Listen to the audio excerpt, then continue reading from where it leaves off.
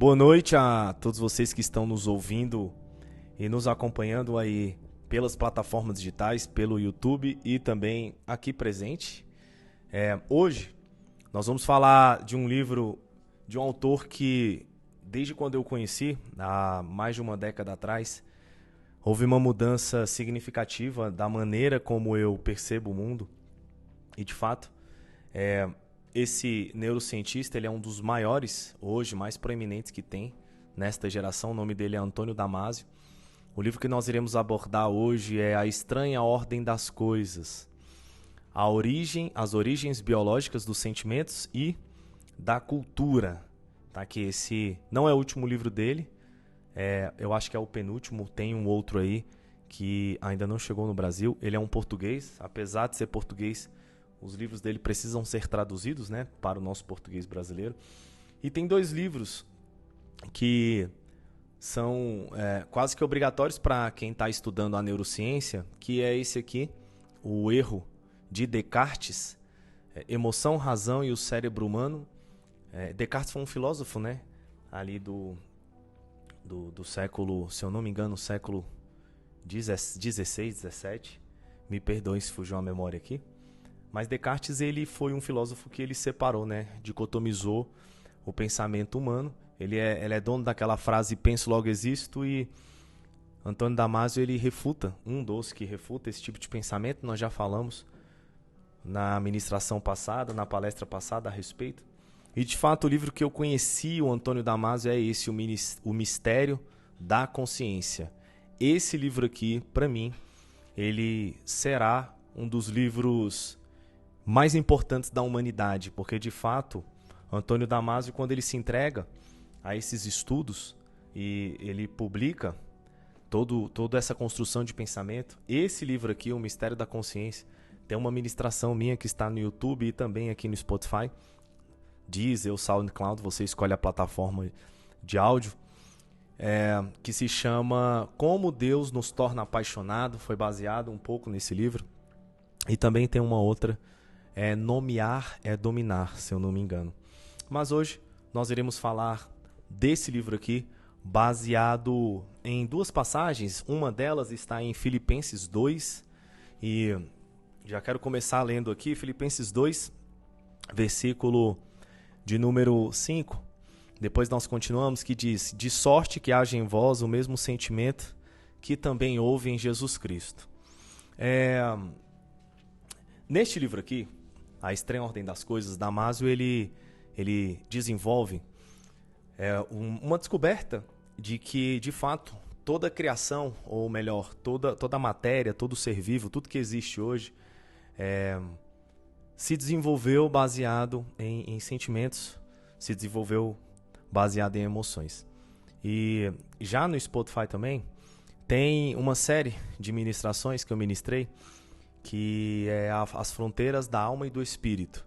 Eu te aconselho a você, depois dessa ministração, ir lá. Tem uma ministração em que eu defino bem claramente o que é sentimento e o que é emoção. E aqui eu quero começar falando dessa diferença. Eu sei que há muita confusão, até mesmo na nomenclatura do que é sentimento e do que é emoção. E se eu perguntasse hoje para vocês aqui, se vocês sabem qual é a diferença entre sentimento e emoção, basicamente, emoção é uma ação espontânea e, na maioria das vezes, até inconsciente do nosso organismo. Ou seja, você pode até mesmo não escolher ter uma emoção e está tendo-a. A emoção, ela é uma modulação química do seu organismo. E eu acho muito interessante quando ele fala da emoção, que tem muitas emoções que nós estamos sentindo que são rotineiras e são espontâneas, que nós nem mesmo sabemos como elas estão agindo, mas elas estão agindo. Há um exemplo. Se você hoje acordou, você acorda desidratado, né? Perceba que o seu rosto ele fica um pouco inchado, porque quase que todo o líquido do seu corpo, ou grande parte, é armazenado ali na sua parte de cima do corpo. E para que você possa até mesmo desinchar o seu rosto, eu aconselho que você tome aí 500 ml de água. Você vai ver que seu corpo ele já vai fluir de uma outra maneira. E quando nós acordamos na maioria das vezes desidratados. E algumas pessoas também acordam com fome. Então, de fato, o seu organismo ali tendo a necessidade de proteína, tendo a necessidade de alimento, ele entrega para você uma modulação. Ou seja, você está com fome. Daqui a pouco, quando você vai ao café da manhã, você come uma comida saborosa, nutritiva, repare que você se sente satisfeito. Algumas vezes você se sente até estufado, empanzinado, enfim. E repare que o ato de comer, ele já encerra um sentimento de fome e já inicia um outro sentimento dentro de você. E me perdão ao uso da palavra, que na verdade não é um sentimento. Isso é uma emoção. E nós vamos conseguir aqui definir categoricamente, até mesmo na forma de falar, o que é emoção, o que é sentimento. Então, isso que está acontecendo dentro de você é uma emoção. Então, a fome que você estava sentindo, agora ela já é trocada pela saciedade. Daqui a pouco você acorda disposto, para fazer uma atividade física.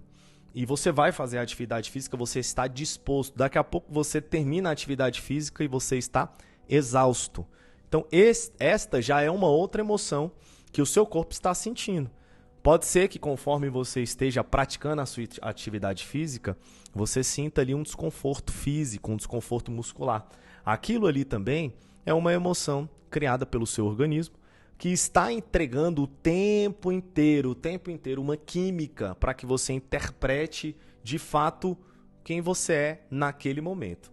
Então, as emoções, elas não definem quem nós somos. Elas basicamente datam momentos que estamos passando. E hoje eu fico vendo, até aconselho um seminário que está no Brasil Paralelo. É um streaming que é legal, dá para assinar e tirar coisas boas dali.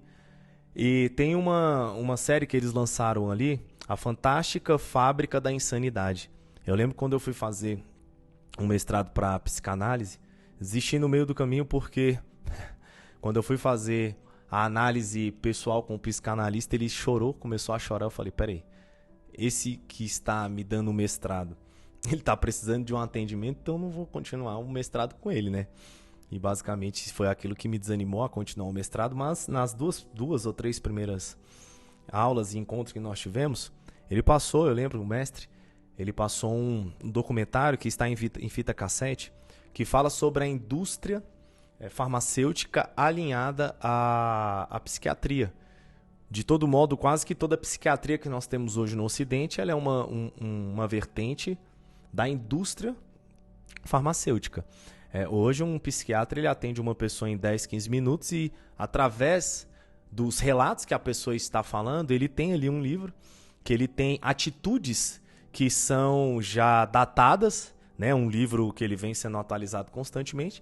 E se você fala que está dormindo mal, que está ansiosa, que está, enfim, fala ali 4, 5 sintomas através dos sintomas que você fala ou que você expressa ali, naquela mínima anamnese que ele faz sua, ele já consegue passar para você uma química para poder te domar. Ou seja, é muito diferente do que é ensinado, até mesmo pela vertente da psiquiatria, de que o psiquiatra ele cuida da mente humana, ou ele cuida da psique humana.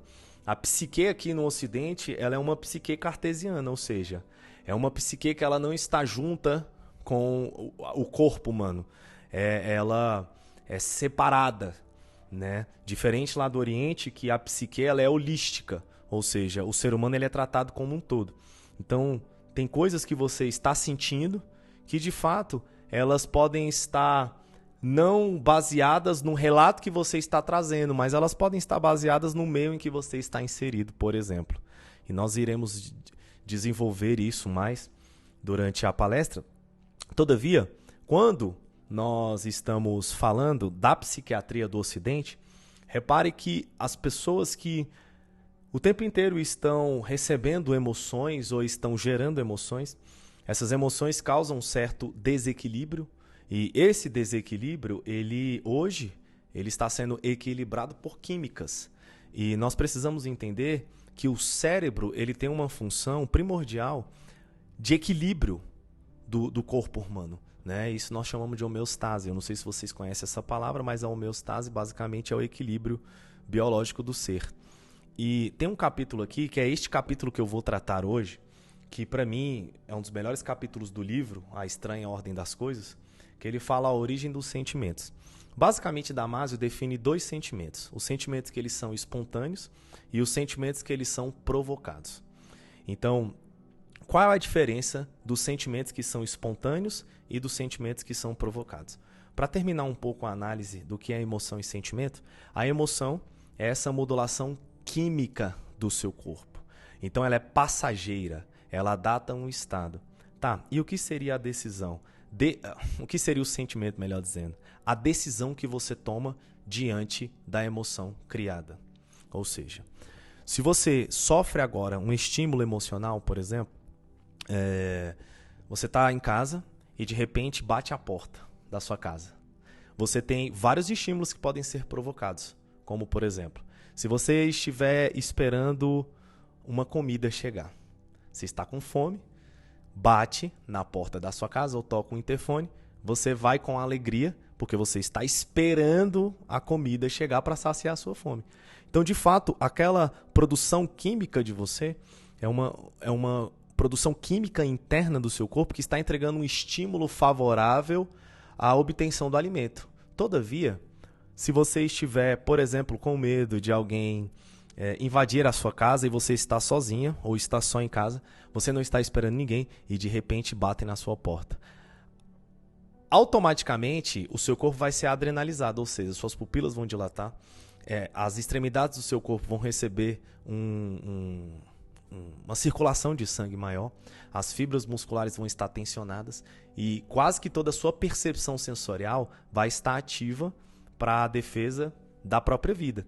Então, repare que a mesma batida da porta, para uma pessoa, ela pode ter várias interpretações, como, por exemplo, você pode também estar esperando alguém que você goste muito chegar na sua casa, você pode estar esperando uma encomenda dos Correios chegar.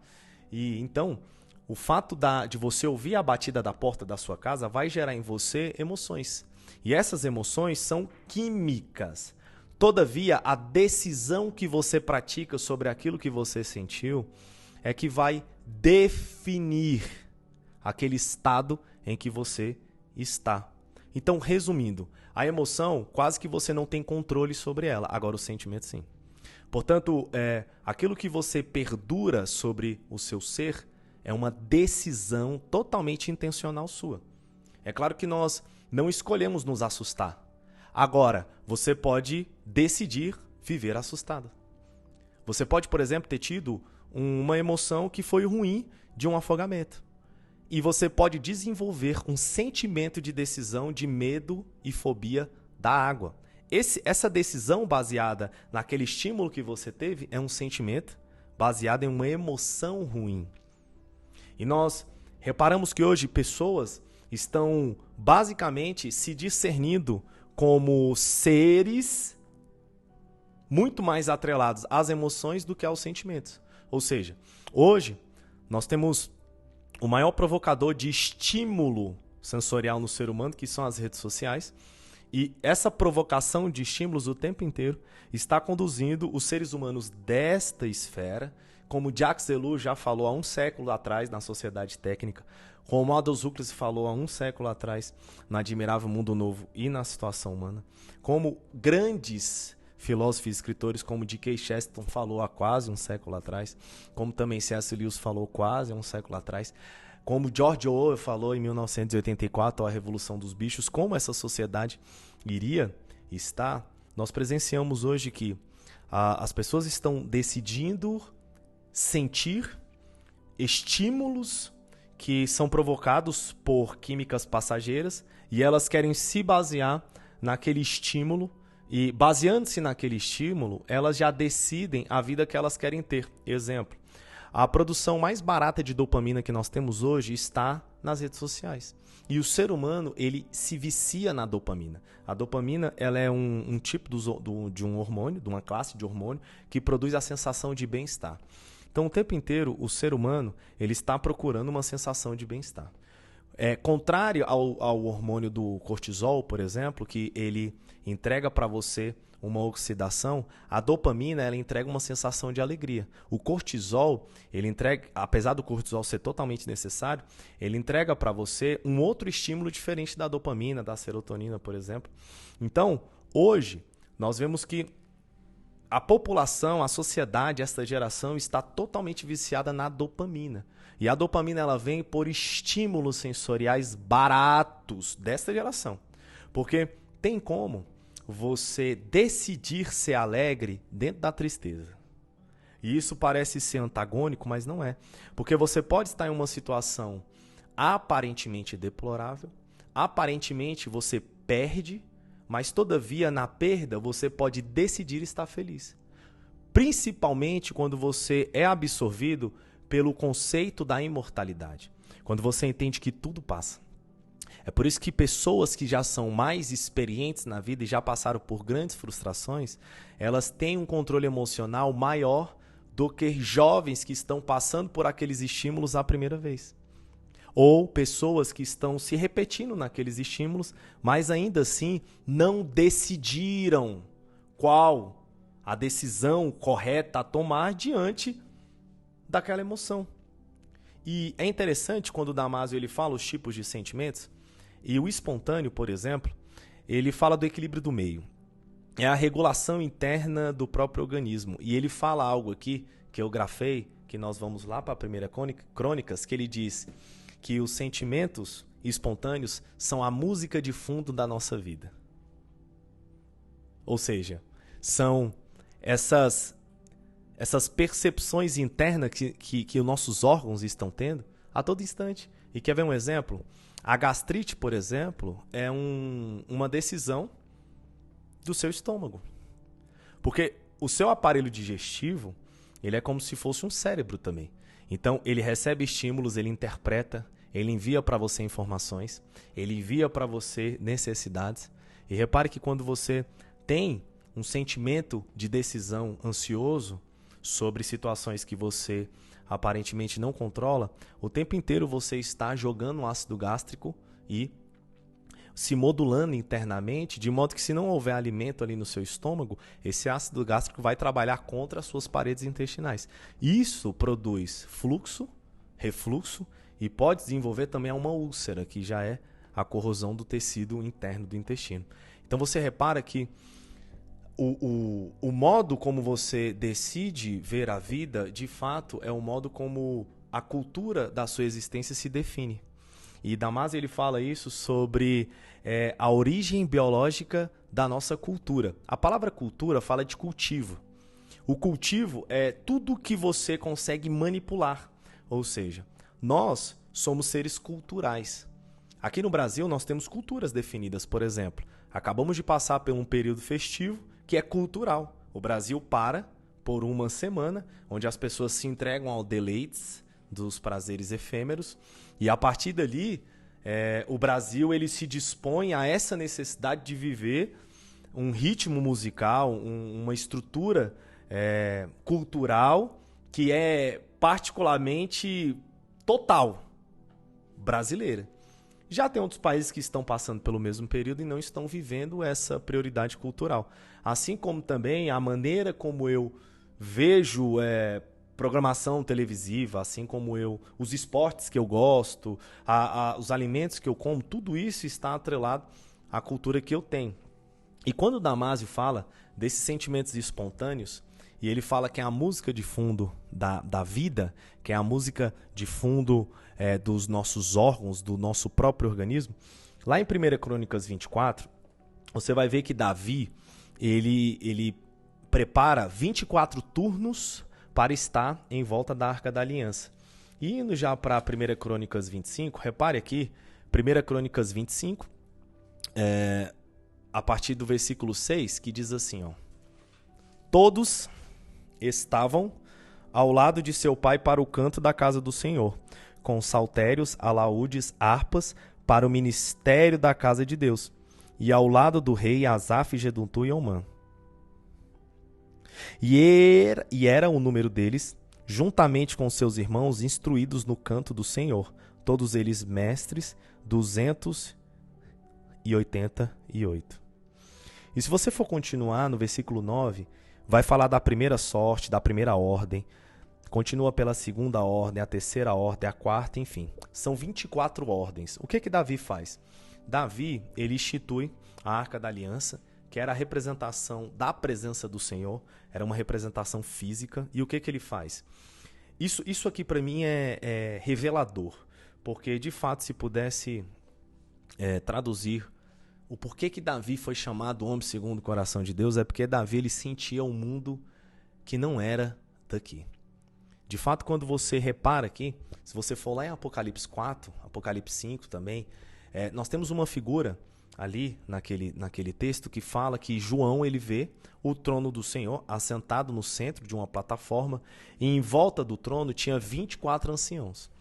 E de fato ali, esses 24 anciãos, eles trazem uma representação arquétipa de 24 turnos, ou seja, através da disposição que nós temos dos nossos grandes satélites, que são o Sol e a Lua, pelo movimento de rotação e pelo movimento de translação, nós temos a definição diária do nosso dia em 24 turnos e temos a definição anual de 365 dias. Então repare que para nós, até mesmo compreendermos o nosso dia em fatias, nós dividimos o nosso dia em 24 períodos de 1 hora. Então quando João olha, muito antes de existir relógio, muito antes ali no primeiro século, enfim, ele repara que o trono de Deus já tinha turnos definidos, ou seja, também tem uma ministração minha no Spotify e no YouTube que fala dos 24 anciãos, 24 turnos, que é essa definição dos nossos períodos diários. Repara que aqui Davi, ele não teve essa visão. Davi viveu milhares de anos antes do apóstolo João. Todavia, Davi, por um sentimento seu interno, claro que foi revelação do Espírito, ele sente a necessidade de provocar a adoração ininterrupta em volta da Arca da Aliança. E ele escolhe várias famílias, e o mais interessante para mim é que Davi coloca mestres da arte e da música em volta da Arca da Aliança. Dentre os principais, Jedutum, Omã e Asaf, que são os maiores salmistas que nós conhecemos por números de salmos. E ali o tempo inteiro, Davi estava provocando uma liberdade cultural e artística, de modo que a Arca da Aliança, que representava a presença de Deus, tinha ininterruptamente adoração. Então, de todo modo, Davi produziu uma cultura em volta de si, em volta de Israel, e no centro de todos, que era uma cultura que trazia uma música de fundo. Era uma cultura que trazia um equilíbrio, uma harmonia. Então repare que aqui em Brasília, por exemplo, nós somos a sede do poder capital. Ou seja, do poder nacional, melhor dizendo. Brasília, sendo a capital, ela exerce o centro da repartição dos nossos poderes, mas também ela exerce o poder político sobre toda a nação. Então, a capital, ela é uma escolha organizacional que representa a sede do poder de uma nação. E repara que Davi, quando ele traz ali para Jerusalém, ele institui Jerusalém como a sede do governo, claro, mas antes de ser instituída a sede do governo, ele institui a sede da adoração. De modo que ele traz o conceito de que para a nação de Israel ser bem-sucedida, o centro de decisão de Israel deveria ser um centro de decisão espiritual. E esse conceito nós podemos trazer para a nossa vida quando eu vejo muitas pessoas desorganizadas em todas as áreas da sua vida, desorganizadas no seu modo de comer, desorganizadas no seu modo de andar, de falar, desorganizadas financeiramente, desorganizadas emocionalmente, desorganizadas em estruturas familiares, desorganizadas nos seus estudos. E o tempo inteiro elas estão buscando mentores. Mentores para ensinar ideias de sucesso ou caminhos de sucesso. Repare, as pessoas seguem só pessoas ricas e bem-sucedidas, como se as pessoas que têm posse significam as pessoas que têm realmente um sucesso e merecem ser copiadas.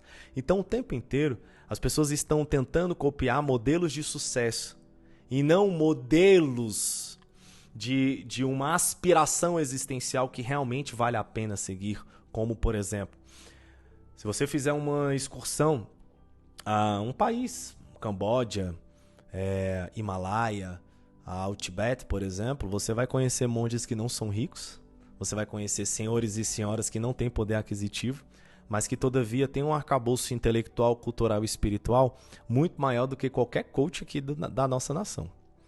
Então repare que a organização que Davi traz ao reino, primeiro, ela parte da organização espiritual. Então, o grande segredo para que alguém consiga organizar todas as outras áreas da sua vida que orbitam, né, a sua existência é a organização espiritual. Então, quando você quer organizar qualquer parte da sua vida, seja qual for, você está endividado, por exemplo. Eu sei que você pensa em pedir empréstimo, pensa em produzir um produto, pensa em aumentar o seu serviço, aumentar a carga horária, enfim. Você pensa em muitas coisas para sanar a dívida, mas de fato pensar em sanar a dívida não conduz à solução, porque de fato uma pessoa endividada é também uma pessoa desequilibrada emocionalmente. Então a cura da dívida primeiro está no equilíbrio emocional para depois acontecer a quitação material. E nós vemos pessoas que estão o tempo inteiro se colocando em condições que não têm dinheiro ou que não tiveram a possibilidade, né, de capital, mas de fato quando você repara, as decisões mínimas e diárias dessas pessoas são decisões de luxúria, são decisões de avareza, são decisões que, ao observar, nem mesmo a pessoa que está endividada consegue descer o padrão de vida que ela estabeleceu para poder sanar aquela dívida. É por isso que as pessoas mais bem-sucedidas da humanidade são as pessoas que têm, de fato, um equilíbrio espiritual. São as pessoas que têm uma profundidade de relacionamento com Deus. Então, se eu pudesse definir uma pessoa de sucesso, eu diria que é uma pessoa que conheceu a Deus. Uma pessoa que conhece a Deus, ela deságua para todas as vertentes da sua vida paz, qualidade de vida, profundidade. E aqui na nossa casa, na nossa família, temos exemplos vivos disso que, de fato, quanto mais você se aprofunda em Deus, mais de fato você se aprofunda na paz existencial.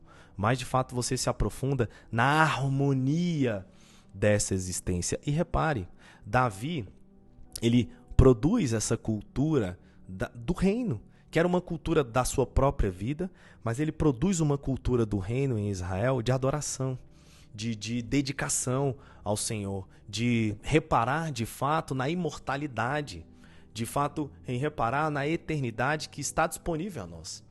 Porque se você conseguir primeiramente entender que você é um ser imortal, todos os outros problemas da sua vida se tornam efêmeros. Porque se de fato você sabe que a vida ela não é o fim, ela é um meio. Isso é importante saber. A vida ela não é um fim em si mesma, ela é um meio para que você se conheça e automaticamente conheçam a Deus.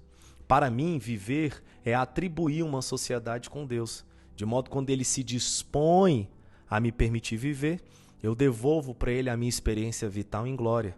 E é por isso que tudo que acontece, acontece para a glória de Deus. Porque, de fato, viver não é acumular bens. De fato, viver é se aprofundar no meu eu substancial. E quanto mais eu me aprofundo no meu eu substancial, mais eu conheço a minha origem e de onde eu vim. E quanto mais eu conheço de onde eu vim, mais eu me penetro em Deus. E me penetrando em Deus, é impossível que não haja mudança visceral dentro de mim. E repare que quando Damásio faz essa correlação, dizendo que os sentimentos espontâneos eles são de equilíbrio, ele traz também uma frase que diz que o cérebro ele é um intermediador entre o mundo externo e o nosso corpo. E isso aqui, para mim, é algo que, para pelo menos nos próximos 50 anos, nós iremos viver o pior período da história da humanidade já datado. Porque nós temos períodos que não foram datados. E eu acredito que os próximos 50 anos serão 50 anos de muito terror. Serão 50 anos que como os livros religiosos mais antigos dizem, será um período apocalíptico, né? Onde as pessoas serão zumbis, pessoas doentes, pessoas ficcionadas, pessoas ansiosas, pessoas depressivas, serão seres humanos como nós estamos vendo hoje, seres humanos totalmente alienados à condição de ser. E o cérebro será o mais afetado em tudo isso, porque, de fato, hoje, as pessoas não estão preocupadas com mais a sua saúde cerebral. Repare que, até mesmo para que alguém se submeta a uma harmonia estética, ele consome qualquer tipo de coisa para que ele possa ser harmônico. Mas, de fato, atribuir a uma saúde mental não é a prioridade desta geração. Se fosse assim, hoje minha mãe falou uma frase, graças a Deus demorou algum tempo para ela entender, mas ela entendeu. Eu particularmente, desde muito pequeno, nunca me apeguei a entretenimento. Jogos, TV, nunca foi a minha praia. E hoje minha mãe falou uma frase interessante, que foi que os médicos dizem, né, interessante, quando uma pessoa tem um currículo, ela tem um poder maior de influência sobre os outros.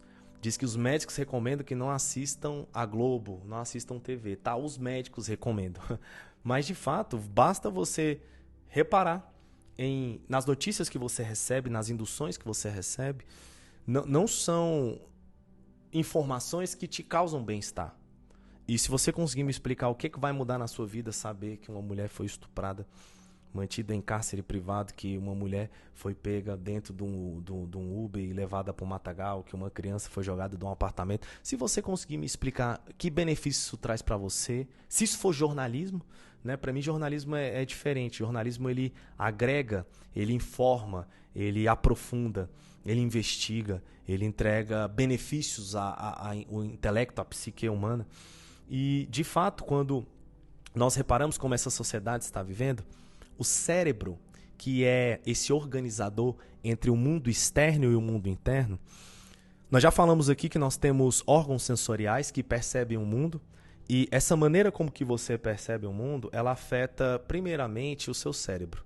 E através dessa percepção que você tem do mundo, o seu cérebro, ele, ao longo do tempo, ele vai sendo treinado para responder a esses estímulos. E aqui nós entramos ao segundo sentimento que ele fala, que são os sentimentos provocados. E os sentimentos provocados são os estímulos externos, captados por nosso cérebro como respostas, ou seja, impulso, motivação e até mesmo a emoção. Exemplo, uma música ouvida, ela pode mudar a homeostase do ser. Ocorre uma mudança geométrica das vísceras, o calibre dos vasos sanguíneos dilatam, distensão dos músculos são provocadas. De modo que os sentimentos provocados, eles estão totalmente correlacionados com o foco. A relevância do estímulo proporciona a sua provocação interna. Isso aqui são grifos meus, mas repare. Quando você tem um sentimento que ele não é espontâneo, ele é provocado por uma percepção externa, você tem uma mudança também geométrica do seu corpo. Porque a partir do momento em que você recebe uma percepção e entende essa percepção, como, por exemplo, uma música que você gosta. Você está desanimado para ir treinar, e aí você coloca uma música que mexe com o seu ser, com o seu interior. A partir daqueles momentos em que você recebe um estímulo através daquela música, os seus vasos sanguíneos eles dilatam. Então as suas vísceras elas aumentam. Até mesmo há uma expansão dos seus órgãos internos. E até o seu tecido, né, a sua pele, a sua epiderme, ela recebe mudanças também. Então, quando você recebe um sentimento que ele é percebido e ele provoca em você essa mudança, há uma mudança geométrica do ser. E isso eu atribuo também a pessoas apaixonadas. A paixão ela é um desequilíbrio do ser, porque um ser apaixonado, ele sente muitas coisas. Ele sente uma mudança no seu organismo interno aqui, no seu sistema digestivo, ele recebe uma mudança cerebral, ele recebe uma mudança anatômica. Então, um ser apaixonado é um ser desequilibrado. É um ser que está em desarmonia. Porque o desequilíbrio ele não harmoniza o ser. Ele provoca uma disfunção de homeostase. Então, uma pessoa que está apaixonada é uma pessoa que está em disfunção. É uma pessoa que não está em equilíbrio dentro de si. E o amor, ele é totalmente diferente da paixão, porque o amor é uma decisão. O amor, ele equilibra o ser. O amor, ele provoca um autoentendimento de modo que você decide estar como está. E eu sei que hoje, por exemplo, estava até conversando aqui com um enfermeiro que cuida de mim. Ele estava conversando a respeito de como as pessoas não entendem a Deus, né? Ele é enfermeiro, eu quero até trazer esse testemunho aqui. Ele viu um testemunho na internet, né? Esses testemunhos escandalosos. E aí ele disse que um pai, né? O pastor estava contando que, na verdade, não era um pastor, era um irmão lá da igreja. E contou que a filha dele estava no hospital. E aí o médico disse, sua filha não tem mais cura. Pode levar para casa e ela vai morrer. Disse que ele catou a filha, saiu do hospital e nem levou para casa. Chegou na igreja, se colocou no altar e colocou a filha e disse, olha Deus, tudo que os homens puderam fazer, eles fizeram e a filha estava morta. Aí disse que oraram sobre a filha e a filha ressuscitou. E aí houve aquelas chuvas, né, de likes, de comentário, glória a Deus e tal. E ele, como enfermeiro, ele disse, tá, mas como que essa menina saiu do hospital? Porque não tem como ela sair do hospital sem um atestado de óbito. Se ela estava internada lá, para ela ser liberada, ela precisa de um estado de óbito, do atestado de óbito. É toda uma burocracia para ela sair dali autorizada. Agora, eu acho que é meio impossível o pai pegar a filha, sair dali sem dar informação para ninguém, enfim. E aí ele disse que ninguém conseguiu debater a ideia dele, as pessoas atacaram ele. Inclusive, um parente dele que disse, é por isso que você teve que fazer transplante de rim, é por isso que você quase morreu. Ou seja, as pessoas não dialogaram e não conseguiram defender a ideia delas, elas atacaram um ser. E isso é algo muito comum aqui no Brasil, e eu nem digo ao Brasil, isso é muito comum a pessoas que não têm uma profundidade cultural, porque quando você coloca uma ideia, essa ideia, se você quer defender uma contra-ideia, você tem que argumentar na ideia, esquece a pessoa. E repara que ninguém argumentou a ideia dele, argumentaram a pessoa, colocando que as coisas ruins que ele sofreu foi porque ele não acreditava em Deus. Então, até mesmo esse Deus que a religião prega é um Deus que só pode ser acessado se você entrar dentro dessa religião. Esse Deus, ele não é universal. Esse Deus é um Deus xenofóbico, ou seja, ele respeita uma raça, ele respeita um credo. Então, como que pode existir um Deus, na etimologia da palavra Deus, fechado em uma raça? Eu nunca entendi isso. Mas, trazendo a nossa explanação aqui, até mesmo a maneira como um ser interpreta os acontecimentos da sua vida, repare que, na maioria das vezes, Deus é colocado como um álibi. Ou seja, é Deus que quis, graças a Deus, foi da vontade de Deus. Então, o tempo inteiro o ser humano está se eximindo de suas escolhas. E a diferença desse milagre, por exemplo, espontâneo, que eu acredito que aconteça? Acredito. Mas eu acredito muito mais no milagre ordinário.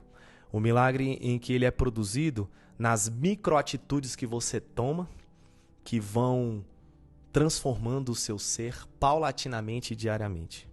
Porque, repare, se ao perceber um estímulo externo é provocado dentro de mim uma alteração geométrica, então, se você é uma pessoa que o tempo inteiro o mundo adentra dentro de você e faz uma bagunça, você é uma pessoa que não está com sua homeostase equilibrada. Você está geometricamente em disfunção.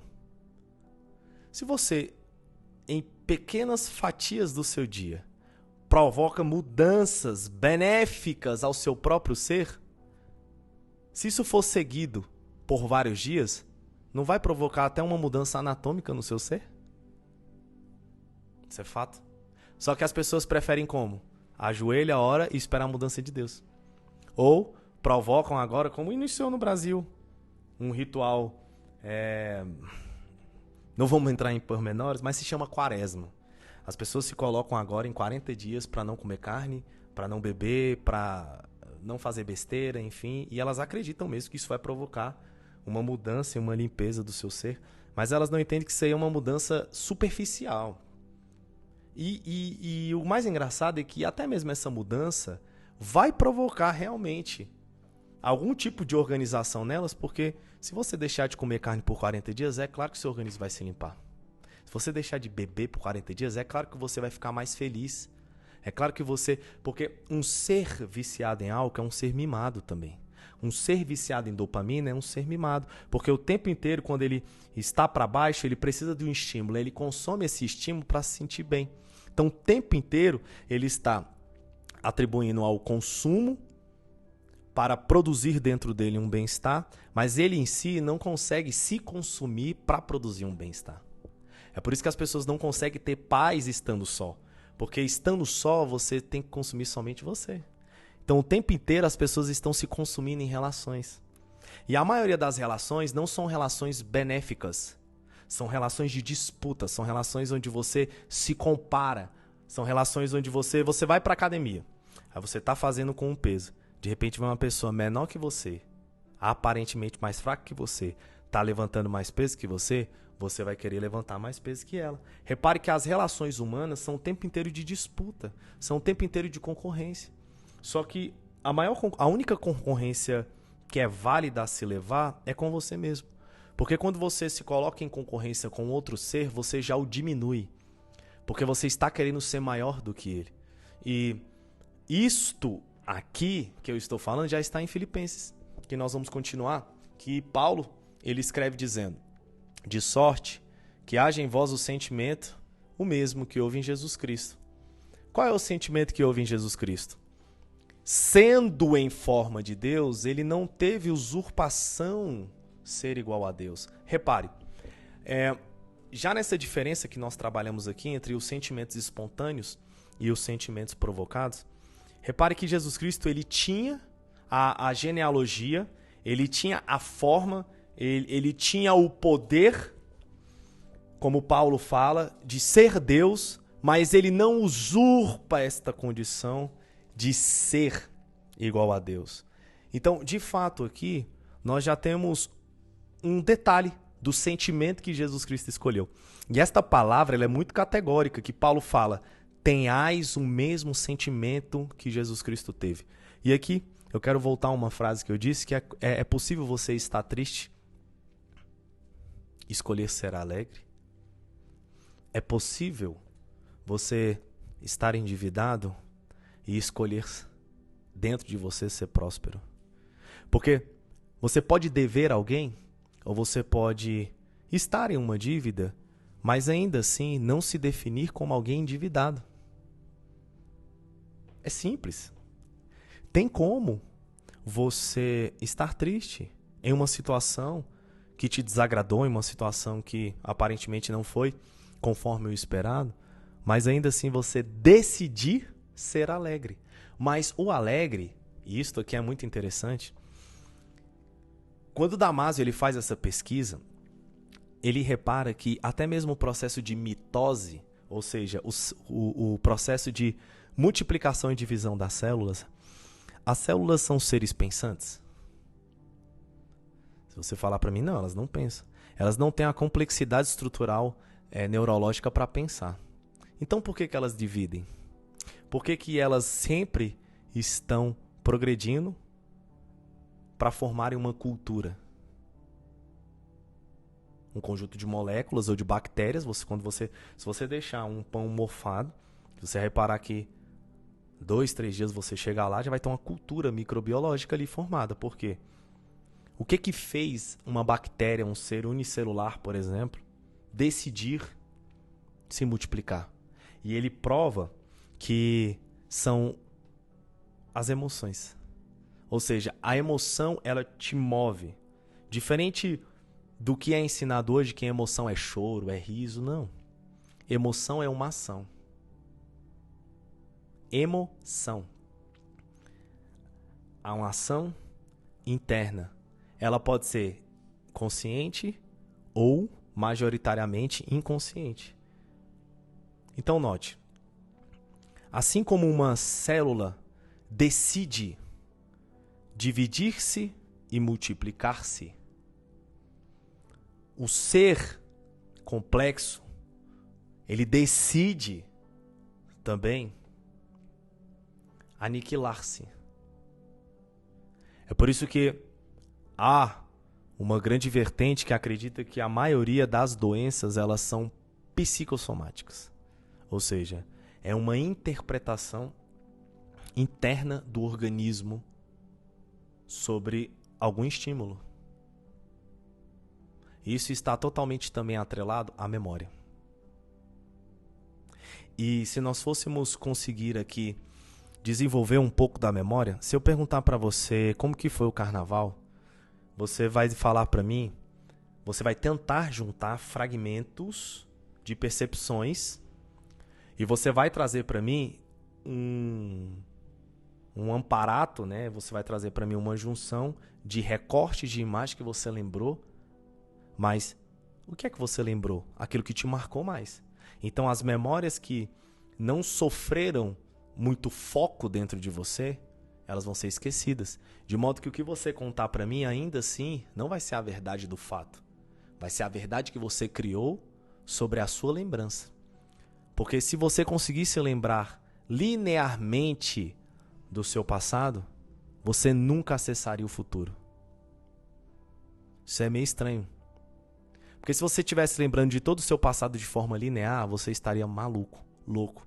Porque o tempo inteiro você acreditaria estando no passado. Então, até o esquecimento é a possibilidade do novo. Por isso, para acessarmos o novo, nós temos que entender que tem que haver uma fixação sobre a oportunidade que Deus está nos entregando da nova oportunidade. Mas nós vemos pessoas que recebem uma nova oportunidade, o que elas fazem? Trazem a bagagem do velho e fixam as imagens do velho no novo. E assim elas transformam a novidade de Deus nos seus museus de medos, fobias e traumas. É por isso que Deus ele não deita vinho novo em odre velho. Por isso que ele precisa transformar o odre para derramar aquilo que é dele. Então quando nós falamos aqui da decisão de Jesus Cristo de ser igual a Deus, mas ele não usurpa, está na condição de Deus, essa mesma decisão de Jesus Cristo de saber que ele podia todas as coisas, mas ele vivia como se não pudesse. E essa aniquilação própria de si conduziu a ele o que Paulo diz que, mas, aniquilando-se a si mesmo, ele toma a forma de servo, fazendo-se semelhante a homens. Então, se há um sentimento em Jesus Cristo que esta palavra é uma decisão de Jesus Cristo de aniquilar-se, ele estava infinitamente superior aos homens, mas ele se coloca a uma condição dos homens. Então, de fato aqui há um poder que o homem não conhece. Porque se o homem o tempo inteiro está tentando angariar forças para ter mais poder, para poder subjugar outros homens, o nosso conceito de poder, ele é totalmente inverso ao conceito de poder do reino. Porque o conceito de poder do reino é servir. Só que servir não é estar em uma condição abaixo. Servir é estar em uma condição de igualdade. Mesmo sabendo que você pode não ser do mesmo nível. Mas quando você se coloca nessa condição, o fato de aniquilar-se a si mesmo é você aniquilar essa percepção do seu self e adquirir a profunda percepção do seu eu. Porque se Jesus Cristo é a interpretação de Deus nos homens, que sentido teria ele usurpar a condição somente de Deus? É por isso que ele se faz como homem para abrir um caminho possível à humanidade. Porque se Deus não tivesse vindo em humanidade, seria impossível acessar a percepção divina. Eu só consigo acessar a plena percepção divina em Jesus Cristo, porque ele se reduziu a homens. E aí dizendo que, e achado na forma do homem, versículo 8, Ele humilhou-se mesmo, sendo obediente, até a morte e morte de cruz. Pelo que também Deus o exaltou soberanamente. Ele deu um nome que é sobre todo nome. Para que o nome de Jesus, ou ao nome de Jesus, se dobre todo joelho que estão nos céus, na terra e debaixo da terra, e toda língua confesse que Jesus Cristo é o Senhor, para a glória de Deus Pai. Reparem, a humilhação de Jesus Cristo, ela une a identidade dele com a sua existência, de modo que a verdade, ela não é algo falado. A maior diferença de Jesus Cristo aos outros líderes mundiais que são acreditados aí como representantes de Deus, é que todos os líderes trouxeram uma mensagem divina e Jesus Cristo era a própria mensagem divina. Jesus Cristo, ele não vem falando que a verdade estava em algum lugar. Ele falava que a verdade era ele. E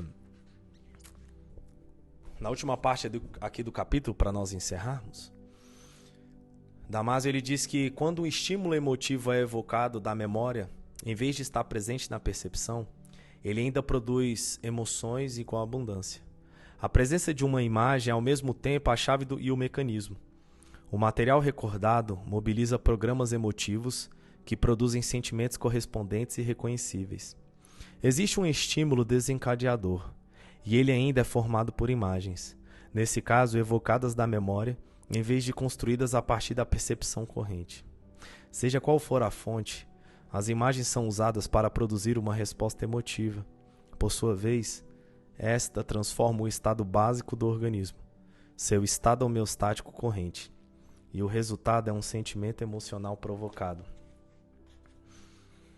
Deus, ele preparou essa mensagem a semana inteira e ainda de ontem para hoje, 4 pessoas me procuraram e eu pude ouvir, 4 não, foram 6.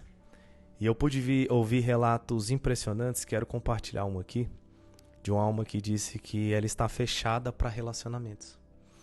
Porque ela teve experiências traumáticas e essas experiências traumáticas hoje trazem para ela que qualquer relacionamento entre homem e mulher é um relacionamento danoso. Ou seja, há aqui a percepção das emoções que foram geradas nela com a memória. Então, o que é o sentimento? É a união da sua memória com o estímulo. Ou seja, é a decisão. Porque você é aquilo que você lembra. Então, toda vez que ela lembra, ela é. De modo que ela está fechada porque ela se fechou. Então, a percepção que ela tem de relacionamento, para ela, é uma percepção nociva. Ouvi outro relato. Tem um tempo que eu me separei, mas eu não consigo seguir em frente. Porque eu vi que eu perdi uma oportunidade. Eu realmente vi que ela era, ou que ele era, a pessoa para minha vida. Eu disse, a dádiva está aí, em perceber que perdeu. Porque a partir do momento em que você percebe que perde, você tem a oportunidade agora de caminhar num novo. Num novo que é diferente das atitudes que você tomou quando você não entendeu que aquilo que você tinha era valoroso. E essa decisão que você toma dentro de si, ela vai dar destino à sua vida. Porque os sentimentos provocados, eles estão totalmente proporcionais ao foco que nós damos a ele. De modo que tudo que é evidente na sua vida é aquilo que você foca. Portanto, se tem pessoas que estão focadas em certos sentimentos que só trazem para elas dores, trazem para ela bloqueios, a cultura existencial dela vai ser baseada naquela ferida. Vai ser baseada naquela percepção. Portanto, a paz, ela não é essa ausência de conflitos. Ela é a decisão de você descansar. Portanto, assim como a paz significa um equilíbrio homeostático do ser, o distúrbio homeostático do ser significa que ele não tem paz. E quando Damásio fala aqui que essa última frase aqui para mim, ela é incrível. Quando ele diz que, por sua vez, ela transforma o estado básico do organismo, o seu estado hemostático corrente. E o resultado é um sentimento emocional provocado. Talvez isso aqui que eu vou falar pode ficar na sua mente por algum tempo, alguns meses, alguns anos. Mas até mesmo o seu estado emocional é uma decisão sua. Você decide ser. Diferente do que ensinam, que você é fruto de estímulos, que você é fruto de meios, que você é fruto do que fizeram com você, que você é fruto da ansiedade que provocam em você. Não. Você decide quem vive dentro de você. Você decide o seu estado. Porque senão essa palavra aqui ela tinha que ser aniquilada. Porque Paulo diz, tenhamos o mesmo sentimento de Jesus Cristo. E Jesus Cristo, quando, por exemplo, ele enfrenta o mal, quando em Mateus 4, em Lucas 4, colocam que Jesus Cristo ele é tentado pelo diabo, Jesus não é tentado pelo mal estrutural. As pessoas entendem que o diabo visitou Jesus em estrutura, como se fosse uma pessoa. Não, Jesus foi tentado pelo mal em possibilidade. Qual era a possibilidade do mal tentar Jesus? Dele ser mal. Então, o diabo nos tenta na possibilidade. Porque o diabo não é uma estrutura. O mal não é uma estrutura. O mal é uma escolha. Portanto, eu escolho ser diabo. Porque diabo, na etimologia da palavra, significa separado. Então, Jesus Cristo, quando é tentado no deserto, ele é tentado na possibilidade de ser mal. E a todo instante nós estamos sendo tentados em ser maus. A todo instante nós estamos sendo tentados em nos separarmos de Deus. E a primeira percepção que você tem que estar separado de Deus é quando você se separa da humanidade. Quando você se separa da humanidade em percepção, quando você se separa da humanidade em tratamento, quando você se separa da humanidade em serviço, quando você se separa da humanidade em vínculo, você já começa a criar dentro de si a maior de todas as possibilidades da maldade, que é ser separado de Deus. Porque o sentimento de Jesus Cristo foi se aniquilar na condição de Deus e se fazer humano. Portanto, a humanidade de Jesus é divina. De modo que se ele tivesse escolhido somente a divindade, ele não seria humanamente possível. Então ele se coloca na disposição humana para me aproximar de Deus. Então, como que eu me aproximo de Deus? Sendo humano. E para encerrar, é claro que pouquíssimas pessoas que estão me ouvindo ou me assistindo vão ler essa bibliografia, mas eu te aconselho. É um livro muito denso. São livros que realmente mudam a estrutura de um pensamento. Assim como foi dito aqui, Antônio Damasio apresenta aqui uma nova visão do que é ser humano. E quando nós percebemos até mesmo entre os mamíferos eles têm uma estrutura cerebral diferente dos outros seres vivos. E o fato de amamentar já entregou um processo evolutivo ao cérebro do mamífero diferente do ser que não amamenta. O ser que amamenta é totalmente diferente do ser que bota um ovo, que gera simplesmente ali. Porque o fato de amamentar é o fato de criar vínculo. E é um vínculo que ele se perdura existencialmente, como foi falado aqui nessa sala hoje, que filho é para sempre. Por que filho é para sempre? Porque filho é a continuação geracional da eternidade que está em nós. Portanto, a maneira como que você percebe e sente o mundo é a maneira com que o mundo se aplica em você.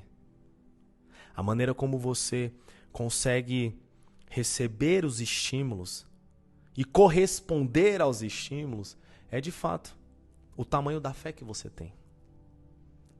Jesus Cristo, quando ele está dormindo no barco e vem aquela tempestade, tentar derrubar o barco e os discípulos ficam desesperados, e quando eles vão acordar Jesus, que estava fadigado de um cansaço, Jesus acorda, olha para o mar e diz, aquieta. E ele olha para os discípulos e dizem, homens de pouca fé. Por que ele diz isso? Jesus Cristo, ele só dá uma ordem para o mar transpondo aquilo que estava dentro dele para o mal. Ou seja, o que havia dentro de Jesus Cristo? Calma. Então ele coloca nas circunstâncias a calma que já estava superabundando dentro de si. E quando ele olha para os egípcios, ele diz, vocês não têm fé. Mas a fé, diferente do que é traduzida hoje, não é você provocar milagres físicos ou milagres tópicos, estéticos, não. É de fato você ter paz. A fé, primeiramente, ela entrega em nós um estado de paz e tranquilidade que você entende que tudo está assegurado. Assegurado por quem? Pelo Cordeiro que morreu antes da fundação do mundo. É por isso que nós não andamos por vista. É claro que quando o livro de Hebreus ele fala sobre isso, ali no capítulo 11, não está falando só de vista ver, ele está falando que nós não andamos por estímulos. De modo que a circunstância, como Abacuque diz no capítulo 3, a circunstância pode me entregar uma estética diferente, mas a decisão que eu aplico em mim, ela é outra. Eu tenho diversos testemunhos, por exemplo, hoje eu estava conversando com uma discípula, que ela está passando pelo mesmo sentimento que eu também estou passando, um sentimento de, quando você sai de uma guerra, é como se você tivesse cansado. Sabe, você está precisando de um tempo para descansar, para reaver as estratégias, e este tempo que você está passando não é um tempo que define toda a tua trajetória. E hoje, as pessoas o tempo inteiro estão sendo provocadas para performar. O tempo inteiro elas têm que produzir algo para se sentirem úteis. E a utilidade humana, ela não é baseada naquilo que você produz. Nós não somos uma indústria. A utilidade humana, ela é produzida sobre aquilo que você serve. Então, a sua existência, ela fala de qual serviço? A sua existência, ela fala de peso ou ela fala de alívio? A sua existência, ela fala de aproximação ou de distanciamento? A sua existência, ela fala de perdão ou de julgamento? Ontem eu ouvi uma frase que me acalentou o coração, quando eu ouvi, eu não me sinto julgada por você. Como que eu posso julgar alguém, sendo que eu, particularmente, sem o Espírito, sou a pior pessoa que a humanidade pode saber? Quando nós estabelecemos um julgamento sobre alguém, de fato, nós estamos nos colocando na condição de que nós não estamos naquela prática delituosa. Mas não é porque você não fez aquilo que você está observando que você não faria. Não é isso o Mind Hunter que você está assistindo? Você olha ali a possibilidade que há em todos os homens de serem serial killers. Que de fato nem sempre aquele que está condenado e preso e foi preso em flagrante, ele se difere de mim. Porque se eu sou um ser humano e há seres humanos em prisão perpétua, eu também sou um ser humano que estou em prisão perpétua em possibilidade. Porque se houve a possibilidade de um ser humano ser preso perpetuamente, então há a possibilidade do Danilo também ser preso perpetuamente. Se houve um ser humano capaz de trancar um dono de um veículo dentro do carro e atear fogo nele, então há a possibilidade do Danilo também fazer isso. Então, enquanto houver possibilidades humanas, de inúmeras formas, também haverá possibilidades humanas em mim de inúmeras formas. Mas o que é que me impede de fazer aquilo? Primeiro, há um impedimento espiritual que eu não posso ver, que me antecipa nas minhas decisões. Talvez muda as minhas rotas, talvez muda. Ontem, estava vindo do treino e por 2 milímetros o carro ele não foi chocado por 2. E interessante que na hora que eu passei, o meu irmão quase morreu do coração. Do jeito que eu estava, eu passei. Vlup, e ali eu vi que Deus ele calculou a marcha.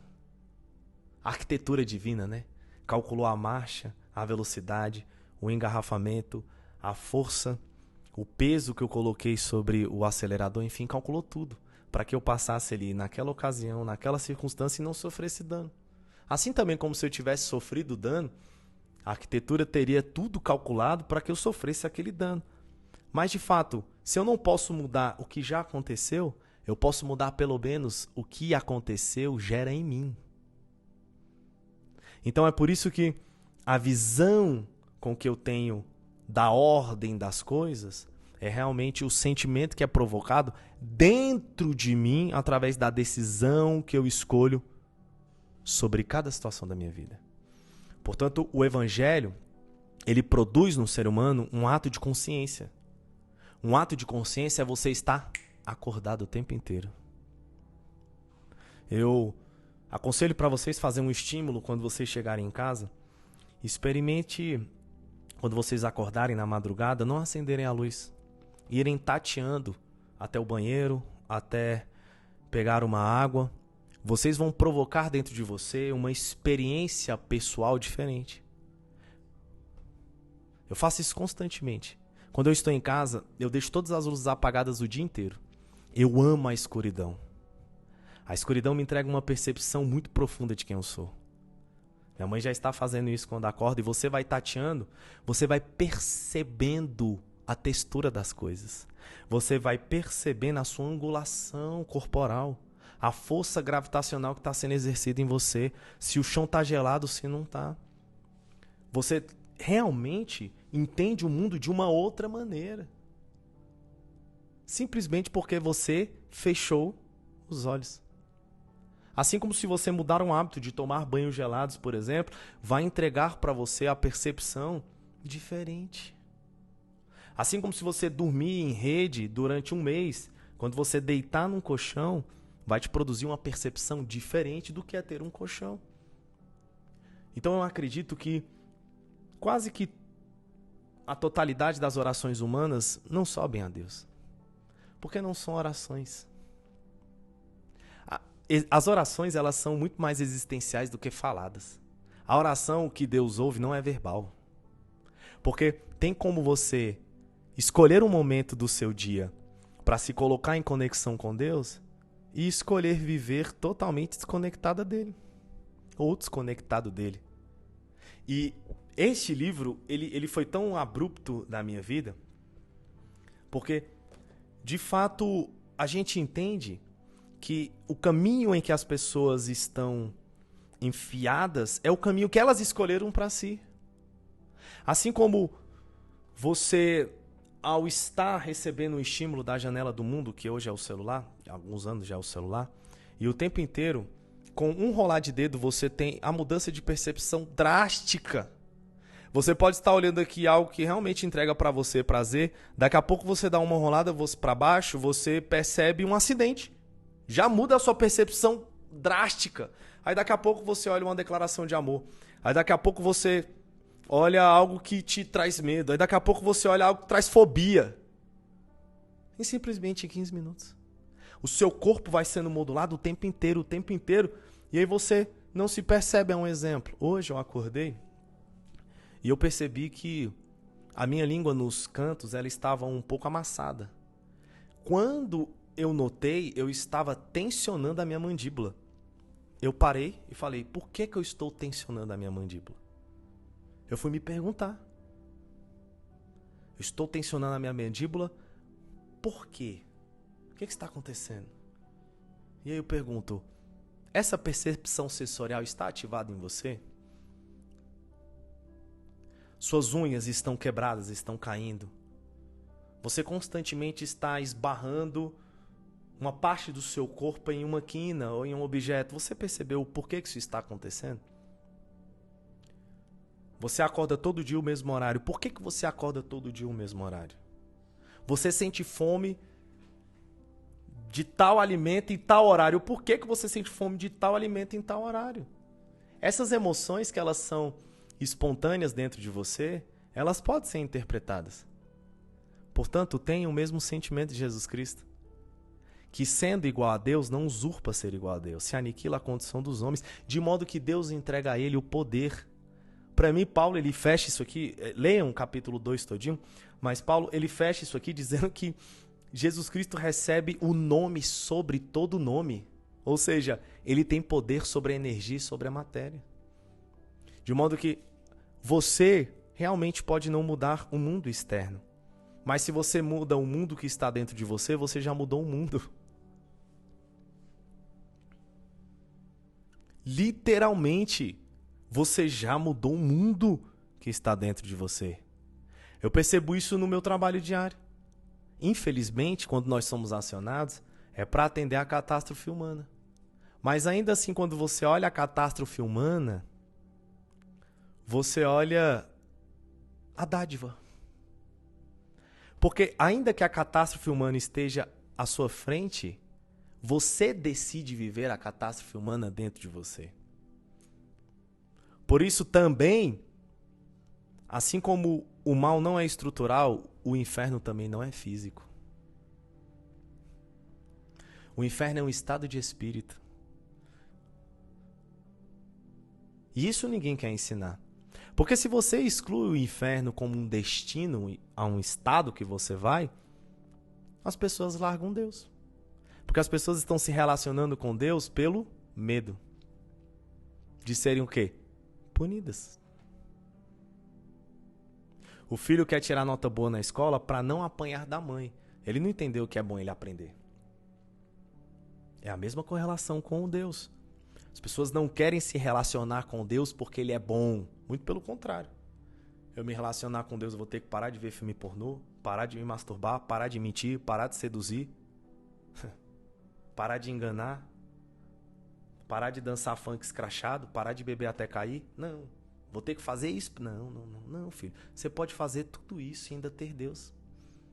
E aí o Deus que você tem modula em você atitudes. E para encerrar, eu tava no carnaval terça-feira. Esqueci o dia. Um carnaval bem eclético aqui em Brasília. Na verdade, ele é do público LGBTQ+. E aí eu vi, né, aquele pessoal todo reclamando em ver o povo e tal. E aí o comandante da operação me pegou pra andar com ele. E aí tinha horas que eu ficava assim, lá no meio da galera, assim, apaixonado em ver o ser humano, cara. O ser humano mais estranho na sua condição estava ali. Mas eu tava apaixonado em ver eles. Porque é muito lindo ver a expressão humana. Mesmo que você entenda que aquilo ali é um período, pode ser, né, um período de rebeldia, um período de descoberta, um período que enfim... Mas eu queria ter a oportunidade de conversar com alguns ali. Poucos. Uma conversa aqui, uma conversa ali. Para poder, de algum modo, trazer uma outra percepção da vida, como eu tive a oportunidade de conversar. Ao ouvir relatos. E houve um relato que me impressionou, foi que uma pessoa estava em relacionamentos contínuos, mas ela percebeu que quando ela se aproximou do pai dela, ela perdeu a necessidade de estar com alguém. E ela nem estudou para saber disso. Isso é quando você fecha a lacuna paterna dentro de você. E nós somos uma geração sem pai. Nós somos uma geração que precisa descobrir o senso de identidade ainda. Só que essa identidade, ela jamais será alcançada dentro da nossa cultura. Infelizmente, eu preciso te dizer isso. Para que você alcance a sua identidade verdadeira, você precisa acessar uma outra cultura. E a outra cultura não está disponível nessa existência. A outra cultura é a cultura do reino. Tá, Danilo, como que eu sei a cultura do reino? Lendo na Bíblia? Claro que não. Por mim, eu nem te indicaria você ler a Bíblia, não agora. Mas sim conhecer a Jesus Cristo. Mas como que eu vou conhecer a Jesus Cristo se eu não ler a Bíblia? Simples. Seja humana. O ser humano mais perfeito que existiu foi ele. Quanto mais você for humano, mais você se aproximará de Deus. Aí depois que você se transformar em humano e você for ler os evangelhos, você... Ué, ele é igual a mim? É, pronto, acabou. União. E aqui nós encerramos.